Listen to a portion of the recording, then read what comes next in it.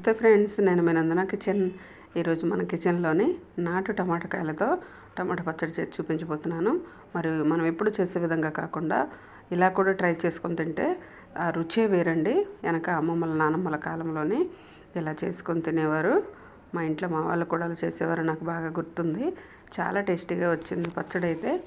ఇది మనకి వేడివేడి అన్నంలోకి, దోశ, ఇడ్లీలోకి కూడా చాలా బాగుంటుంది. ఇప్పుడు వీడియోలోకి వెళ్ళి చూసేద్దాము. ఇక్కడ మిరపకాయలు అయితే మీరు మీ టేస్ట్కి తగ్గట్టు చూసి వేసుకోండి. నేనైతే ఒక 100 గ్రామ్స్ పైనే ఉంటాయి మిరపకాయలు. ఇలా కడిగి శుభ్రంగా పెట్టాను. టమాటా అయితే ఒక 1/2 కేజీ వరకు ఉంటాయి. ఇవి నాటు టమాటాలు. ఇలా కొంచెం పచ్చి పచ్చిగా ఉన్నాయి, కొద్దిగా పండు పండుగా ఉన్నాయి వేసాను నేనైతే. అలా కట్ చేసి పక్కన పెట్టుకొని ముందుగా స్టవ్ వెలిగించి బాండి పెట్టాను. అది కొంచెం వేడైన తర్వాత ఈ మిరపకాయలు వేసేసుకోవాలి.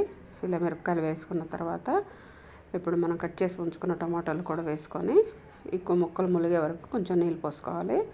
ఇలా నీళ్ళు పోసుకొని ఉడికించుకుంటుంటే ఆ స్మెల్ అయితే ఎంత కమ్మగా వచ్చిందంటే అంత బాగా వచ్చింది వాసన అయితే. అవి ఉడుకుతుంటే అలాగా ఒక గ్లాస్ మందం వాటర్ వేసాను. ఆ ముక్కలు కొంచెం ములిగే వరకు వేసుకొని తగినంత సాల్ట్ వేసుకుంటే ఈ టమాటా ముక్కలు త్వరగా ఉడికిపోతాయి. కొత్తగా ఎవరైనా చూస్తున్నట్లయితే గమనించండి. ఇలా ఉడికించుకోవాలి. ఒక 2-3 నిమిషాలు ఇలా మూత పెట్టి ఉడికించుకుంటే ముక్కలు మగ్గుతాయి తొందరగా. అందుకని మూత పెట్టి ఉడికిస్తున్నాను నేను ఒక 2-3 నిమిషాలు అలాగా. ఇప్పుడు ఉడికించుకుందాము. ఒకసారి మూత తీసి కలుపుతూ ఉండాలి. మరి అడుగు పట్టకుండా కూడా చూసుకోవాలి. ఇలా ఒకసారి ఉడికించుకుంటూ కలుపుకోవాలి. చూడండి ఏ విధంగా. చాలా ఈజీ ప్రాసెస్ అండి. టమాటాలు, పచ్చిమిరపకాయలు ఉంటే సరిపోతుంది మనకి పచ్చడికి అయితే. అన్నీ ఇంట్లో ఉన్న వాటితోనే.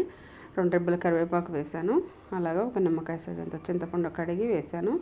ఇది కూడా వీటితో పాటు ఉడికితే దీని టేస్ట్ బాగుంటుంది అనమాట. టమాటాతో పాటు ఉడికితే చింతపండు, కరివేపాకు ఆ రుచి వేరబ్బా, ఎంత కమ్మగా వచ్చిందంటే అంత కమ్మగా వచ్చిందండి. మరి ఒకసారి మీరు కూడా మీ ఇంట్లో ట్రై చేసి చూడండి. ఇలాగ ఒకసారి చూడండి. ఇలాగా మనకి ముక్కలు మొత్తం కూడా ఉడికిపోయినాయి. మనం వేసిన వాటర్ కూడా చాలా వరకు దాదాపు ఉడికిపోయింది, అన్నీ ఇంకిపోయినాయి. ఇప్పుడు ఇవి కొంచెం తీసి చల్లార పెట్టుకుందాం పక్కన. ఇప్పుడు రోల్ అయితే రెడీ చేసి శుభ్రంగా కడిగేసి నీట్గా తుడిచిపెట్టాను. ఇప్పుడు మనం ఈ మిరపకాయలు తీసి పక్కన పెట్టుకున్నవన్నీ కొంచెం చల్లారినాక తీసి రోట్లో వేసేసాను. తగినంత సాల్ట్ మనం టమాటా ముక్కల్లో వేసాం కాబట్టి చూసి వేసుకోవాలి. 1 స్పూన్ జీలకర్ర వేసాను. అలాగే కొంచెం వెల్లుల్లి, 7 వెల్లుల్లి వేసాను. తర్వాత కొంచెం పసుపు వేసాను. ఇలా వేసుకున్న తర్వాత ఇప్పుడు మనం దంచుకుందాము. టమోటాలు అయితే యువతలో చల్లారబెట్టి ఉంచాను వీటిని మొత్తం కూడాను. ఇది పక్కన ఉంచుకొని ఇప్పుడు మనం దంచుకుందాము ఈ పచ్చడి అయితే. ఇలా నేను ఒక్కదాన్ని వీడియో తీయడం వల్ల మీకు పూర్తిగా దంచింది చూపించలేకపోతున్నాను ఫ్రెండ్స్, ఏమనుకోకండి. ఇది మొత్తం కూడా దంచిన తర్వాత మీకు చూపిస్తాను. చూడండి ఈ విధంగా మొత్తం మెత్తగా దంచేసాను. ఇలా దంచుకున్న తర్వాత ఇప్పుడు మనం చల్లారబెట్టుకొని ఉంచుకున్న టమాటా ఏదైతే ఉందో అది కూడా వేసాను. ఇది కూడా వేసిన తర్వాత ఇప్పుడు నిదానంగా రుబ్బుకోవాలి. ఇది మీద పడుతుంది, ఎందుకంటే కొంచెం లూజ్గా ఉంది కాబట్టి దీన్ని రుబ్బినట్లు రోకల బండతోని రుబ్బుకోవాలి. ఆ విధంగా నేను మొత్తం కూడా రెడీ అయినాక చూపిస్తాను. చూడండి ఈ విధంగా రెడీ చేశాను. నూరి ఇలా నూరుకోవాలన్నమాట. ఇప్పుడు ఈ పచ్చడి కొంచెం బయటికి తీసేసి ఉల్లిగడ్డ సగం ముక్క వేసి దంచుతున్నాను. మీరు కావాలంటే ఫుల్గా వేసి దంచుకోవచ్చు ఉల్లిపాయ. నేనైతే సగం వేసాను. ఇలా ఉల్లిగడ్డ దంచితే దాని రసం అంతా ఈ పచ్చడిలోకి పట్టి మనకి రుచిగా ఉంటుందన్నమాట పచ్చడి అయితే. అలా కచ్చపచ్చగా దంచాను. పచ్చడి అంతా రోట్లో వేసేసి కలిపేసాను. అలాగా ఈ విధంగా తయారు చేసుకోవాలి ఈ పచ్చడిని అయితే రోట్లో వేసి. చాలా కమ్మగా వచ్చింది. ఇది ఇలాగ కూడా తింటే చాలా బాగుంటుంది. కాకపోతే కొంచెం తాలింపు వేద్దామని నేను తాలింపు రెడీ చేసుకుంటున్నాను. చూడండి ఇలా బౌల్లోకి తీసి పక్కన పెడుతున్నాను. రోట్లో తీసి మొత్తం కూడా ఇలా బౌల్లో షిఫ్ట్ చేశాను. ఇప్పుడు దీనికి ఒక చిన్న తాలింపు వేసేసుకుందాం. దోశలోకి, ఇడ్లీలోకి చాలా బాగుంటుంది, అన్నంలోకి. చిన్న బాండీ పెట్టుకొని తగినంత ఆయిల్ వేసాను అందులోని. అది కొంచెం వేడైన తర్వాత ఇప్పుడు వెల్లుల్లి వేసుకుందామండి. 4 వెల్లుల్లి కచ్చపచ్చగా దంచి వేసాను. అలాగా దంచి వేసుకుంటే బాగుంటుంది.